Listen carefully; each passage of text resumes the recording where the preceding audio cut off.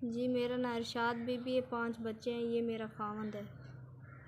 तो 2 बच्चे बीमार होने की वजह से हम लोग सीरी हैं और कर्ज़ा इसलिए हमारे पे है। तो जी महंगाई का दौर है, गुजारा बहुत मुश्किल हो रहा है। कुछ लोग मदद करते हैं तो इसलिए गुजारा हो रहा है। जी अल्लाह की ज़ात ही है जो निज़ाम चला रही है। जी खावंद भी मरीज़ है, टाइफाइड का मरीज़ है। बिल्कुल काम भी बहुत मुश्किल से होता है, टाइफाइड की मरीज़ है।